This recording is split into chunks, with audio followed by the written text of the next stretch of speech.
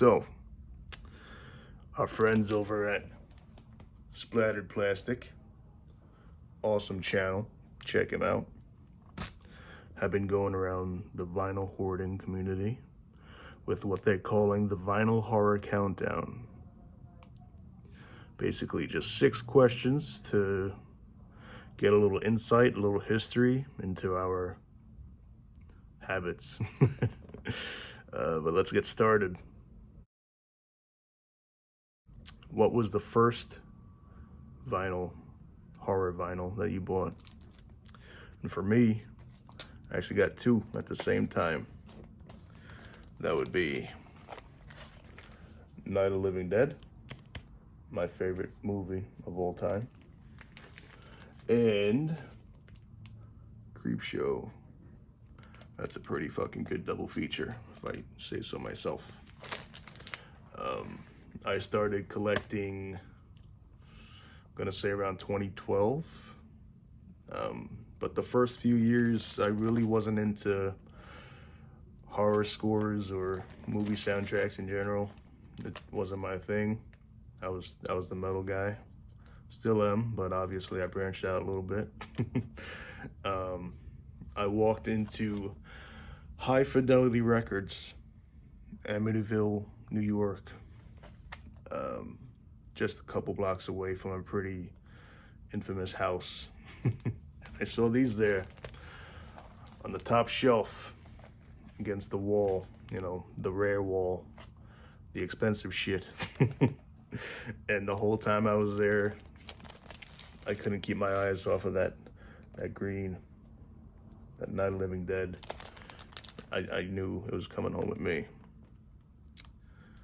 And that was the catalyst that started the problem, because you can't just stop at 2.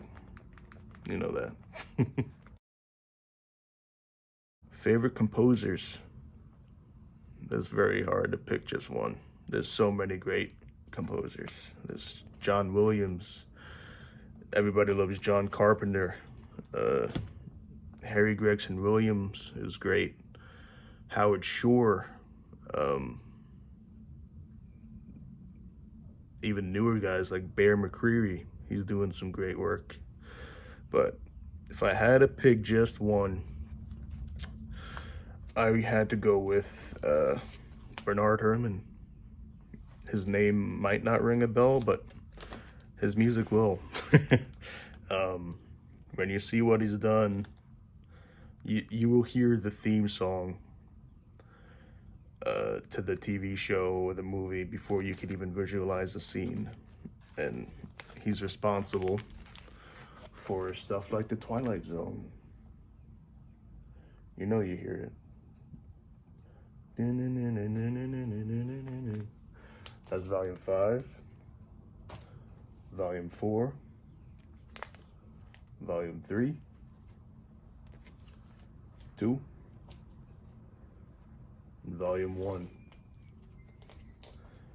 Great series, iconic music, you can't deny that. He's also responsible for a lot of Alfred Hitchcock stuff, like Psycho. Come on, you know you hear it, don't fucking lie. You hear those stabs. Alright. He's also done Vertigo, another iconic soundtrack. This comes on a nice blood red. Although I think this should be like a chocolatey brown. If you know, you know.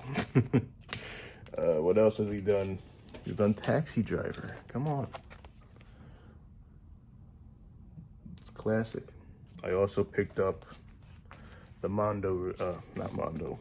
Waxwork. The Waxwork release of Taxi Driver on a nice black and yellow taxi cab variant. That's pretty cool. But yeah, Bernard Herrmann would be my answer. Favorite record labels? Again, there's so many great ones. From Waxwork Records, I just showed you their Taxi Driver. They put out a lot of stuff a lot of reissues, which is kind of getting fucking annoying, to be honest. But who else? Mondo Death Waltz, kind of rest in peace. We'll see what becomes of them. Enjoy the Ride Records has been putting out some pretty cool stuff. But I could go on, but I'll get to what I chose. Cadabra Records. You might not have heard of them, but every release they put out, they put a ton of effort, of love, and it really shows in each and every release they put out. They're more into the spoken word kind of stuff, a lot of Edgar Allan Poe, H.P. Lovecraft, kind of dark poetry kind of stuff. Recently, they just put out Fulci's Zombie. They did a nice issue of that. I'll show you a couple releases from them. Here is Edgar Allan Poe, Mask of the Red Death. Look at that. And also comes with Berenice. It's beautiful. Top quality. Like I said, they're really into spoken word stuff. There is some original scores, but you get it for the story. It comes on a nice smoky kind of blue purple variant. And the first album I bought from them, H.P. Lovecraft's The Picture in the House. Look at that. Come on.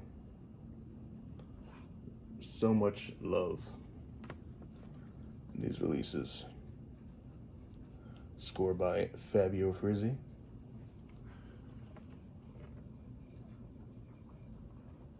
And this was very special. This came on a blood-filled double. Not a double, but sandwich vinyl. Yeah, it's beautiful. Come on. Cadabra Records. Do I collect vinyl variants, like different releases or different colors of the same release? And short answer, yes, I do. Long answer, it very much depends on the score and the released in the movie. Certain movies, like Night of the Living Dead, I will get every variant I see. I don't give a fuck.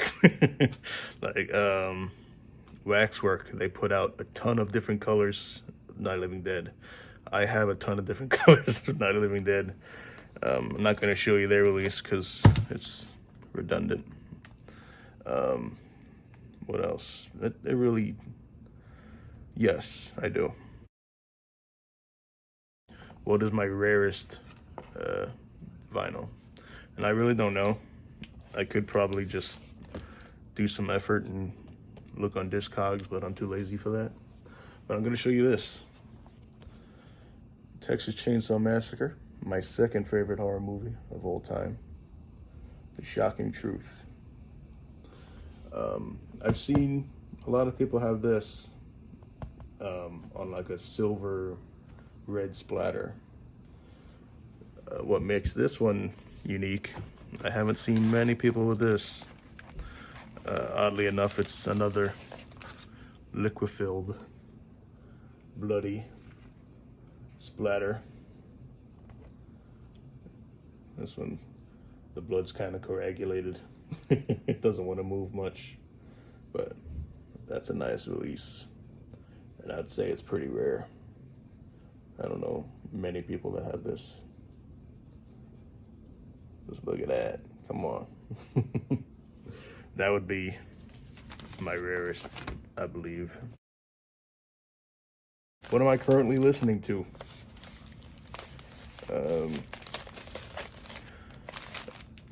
I've been on a real sixth kick lately.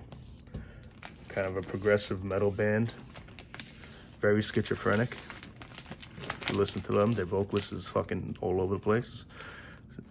Disgusting bass tones. Disgusting. But I'm gonna assume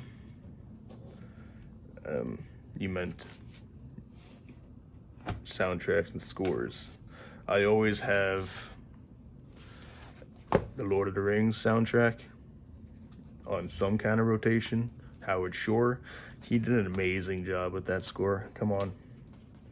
When you listen to that, you're instantly transported to Middle Earth. I like Hans Zimmer a lot. The Black Hawk Down score is fucking amazing. That needs a vinyl release right away. Who else? Harry Gregson Williams, like I mentioned before. The Kingdom of Heaven soundtrack is great. And that's all I'm gonna give you, because I'm tired of talking. But a big thank you to the boys over at Splatteredplastic again. This was fucking cool, and I'm happy to see other people participate in this. Yeah. See ya.